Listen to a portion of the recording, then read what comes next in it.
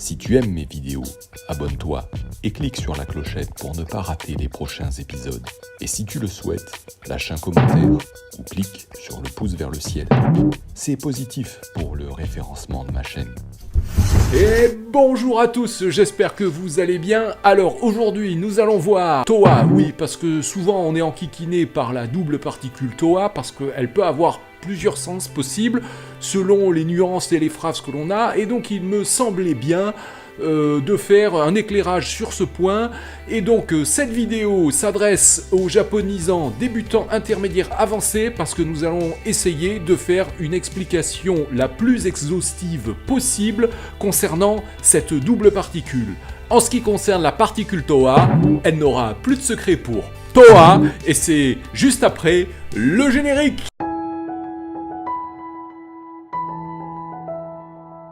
TOA, quand tu déboules, TOA, t'es pas cool, TOA, me casse les... Voilà ce que l'on a comme impression souvent chez les élèves, et y compris moi-même quand j'étais à la place des élèves.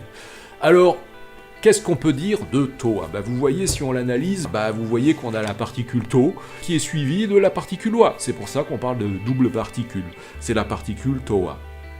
Alors, au niveau débutant, dans les premières leçons de japonais, To est souvent traduite par EET.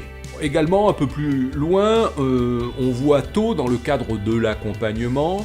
Donc, avec mes amis, on a fait ceci, cela. Donc, Tomodachi To, blablabla. Donc, avec mes amis et To, là, se traduit par avec. Et puis, la particule To, qui peut être également utilisée dans le cadre de la citation, donc To imashita, ou To omoimasu pour donner son avis. Bon, voilà, donc là on le traduira par que parce qu'on cite je pense que ou elle a dit que. Ça c'est ce qu'on voit en niveau débutant. Et concernant la particule OA, en niveau débutant, on voit d'abord la particule OA comme une particule de thème qui se traduit très souvent par au sujet d'eux, en ce qui concerne, à propos d'eux. Et puis également, on le voit dans le cadre du thème contrasté. Je peux vous donner un exemple. Kokoni alimas, il y en a ici près de moi. Sokonimo alimas, il y en a également près de toi. Asokoniwa alimasen. En revanche, là-bas, au loin, il n'y en a pas. Et donc, on voit bien que dans la dernière phrase, Asoko niwa, la particule wa s'est collée à la particule ni, et fait une double particule niwa, et vient contraster les éléments cités précédemment. On a également dans cette troisième phrase le verbe qui est à la forme négative, au lieu d'être à la forme affirmative. Et ça, c'est ce qu'on apprend en tant que débutant. Et donc, on se dit, quand on voit un petit peu plus loin, en japonais, la double particule TOA, elle me dit, bon, on se dit clairement, alors c'est TO de citation sans doute, et puis on rajoute WA de contraste. Alors, c'est à la fois vrai et pas vrai à niveau intermédiaire. On peut justement donner quelques exemples pour éclairer l'utilisation de cette double particule. Les premières explications que j'ai données sur To et Wa de façon séparée, je dirais que ça correspond au niveau N5 du JLPT. Et puis progressivement, là ce que je vais donner, ça va être du N4 avancé, voire N3, là tout de suite. C'est parti, sans plus attendre. Je tiens également à dire que vous retrouverez tous les exemples que je donne inscrits au-dessus ou en dessous selon le média social sur lequel est publiée cette vidéo. Donc vous pouvez à tout moment vous référer aux écrits qui avoisinent la vidéo. Voilà, donc sans plus tarder, maintenant je commence mon premier exemple d'utilisation de particules TOA à niveau intermédiaire. Premier point. Donc TOA peut être assimilé à une forme contractée de Toshite wa. Sore wa tannaru jiko toa omoenai. Sore wa tannaru jiko toa omoenai. On entend bien toa omoenai. Donc on a une forme négative en fin de phrase. Et la traduction est « il est impensable que cela soit un simple accident ». Voilà, donc ça, c'est déjà la première évolution de compréhension de TOA.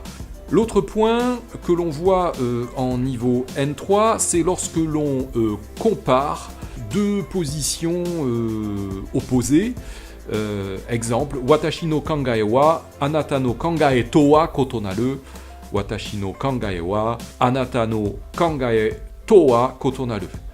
mon idée, en ce qui concerne mon idée, par rapport à la tienne, elle diffère. Donc, tout ça pour dire, je pense pas comme toi. Et vous voyez bien qu'en français, je pense pas comme toi. Vous pouvez vous amuser à faire des traductions comme ça, ce sera toujours rigolo, mais il faut être dans les deux langues pour comprendre le jeu de mots rigolo. Et puis, également, niveau intermédiaire avancé, Takai mono ga kanarazu shimo ii mono to wa kagiranai. Takai mono ga kanarazu shimo ii mono to wa kagiranai.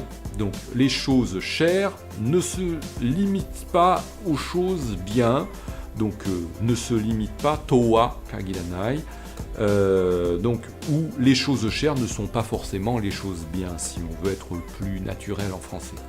Et donc, vous voyez bien que là également, on a une forme de comparaison, et comme on a la forme négative au bout, eh bien on rajoute wa qui permet de renforcer du moins le contraste. Alors, on est effectivement proche des nuances vues en N5, mais elles coulent pas forcément tout de suite de source pour tout le monde.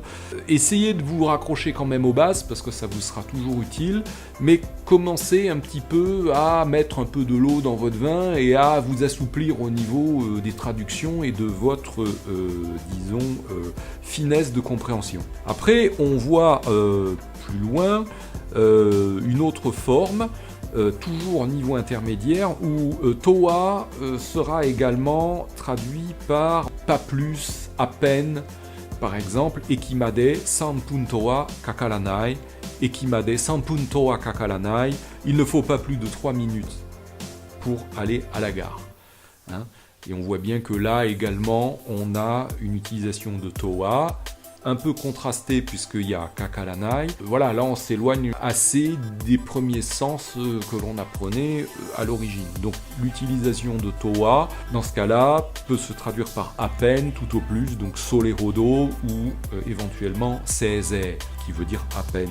Voilà. Plus tard, en niveau N2, donc on est déjà sur les niveaux avancés, towa, justement, introduit la définition. C'est la contraction de toyunoa. Donc un exemple, Keitai towa, Keitai denwa no imides, ou no imida, si vous voulez. Donc Keitai, donc 2 points, portable, Keitai denwa no imida, prend le sens de téléphone portable. J'attire votre attention sur ce towa, parce qu'on a une expression qui, pour nous étrangers, nous semble proche, c'est toyu monoa, mais attention, c'est différent, vraiment différent de towa. Parce que dans towa, on donne une définition générale sur le sens d'un mot, d'un objet ou d'une situation, alors que toyu monowa va plutôt mettre l'accent sur la nature d'une des caractéristiques de la chose dont on parle. Je vous donne un exemple. Ningen no yoku toyu mono wa kagiri ga nai mono da. Ningen no yoku toyu mono wa kiri ga nai mono da. Donc, l'une des particularités du désir humain, c'est qu'il n'a pas de limite. Et toyu mono, il faut bien le traduire par toyu mono wa, l'une des particularités, et non pas comme une définition. Donc à ne pas utiliser dans le cadre de la définition, hein, toyu mono wa. Towa et toyu mono wa ont bien 2 rôles distinctifs. Et pour finir, donc en niveau vraiment avancé, nous avons la forme towa, qui est la double particule qui marque un événement, une action ou un état que l'orateur n'attendait pas et lui provoque une émotion, qui peut être la surprise, la joie, la tristesse, la peine, le regret, etc. Et je vous donnais 3 exemples, et donc là on est quand même en niveau avancé, et vous voyez là qu'on est complètement sorti des concepts enseignés au niveau débutant. Et c'est pour ça que parfois on se dit mais qu'est-ce que ça fout là ? Et on est un petit peu perdu quand on voit des phrases natives qui nous arrivent, parce que les textes natifs ne sont pas pensés pour les étudiants et ne sont pas pensés par niveau, ils sont comme ça. Et donc il faut pouvoir, pour les comprendre bien, il faut avoir en tête toute la palette de nuances possibles pour cette double particule. Alors, à niveau avancé, towa, dans le contexte que je viens d'expliquer, je vous ai cité 3 émotions. Alors par exemple le regret, Anna ii mise ga nakunatta to wa zanen da. Anna ii mise ga nakunatta to wa zanen da. Il est regrettable qu'un tel bon magasin ait disparu. 2. La tristesse, la peine. Gan no senkoku o ukeru to wa higeki da. Gan no senkoku o ukeru to wa higeki da. Donc apprendre que l'on a un cancer, c'est vraiment une tragédie. Voilà, donc là on est vraiment dans l'idée que l'on apprend une nouvelle qu'on n'attendait pas, et dans ce cas-là, on éprouve de la tristesse. Et le dernier point, Konna benlina site ga tatoa, donc ça c'est la joie, le côté, la surprise joyeuse. Konna benlina site ga tatoa, et on finit la phrase par toa, hein, et il n'y a rien après, c'est un point d'exclamation si on a envie. Un site aussi pratique, mais c'est génial. Donc c'était une petite vidéo sur la particule TOA, spécialement pour toi, parce que plusieurs étudiants sont venus me voir avec des points d'interrogation, disons des difficultés à la traduire. Et c'est vrai qu'elle n'est pas évidente, parce qu'on s'aperçoit que sur ce point-là, quand on monte en niveau, il faut intégrer des nuances complémentaires. Donc voilà, j'espère que cette vidéo vous sera utile, mettra plus en lumière ce point pour vous, et peut-être vous débloquera de certaines situations. Voilà, pour moi, je vous retrouve bientôt dans la prochaine vidéo. Bah écoutez, comme je dis d'habitude, Dewa Mata!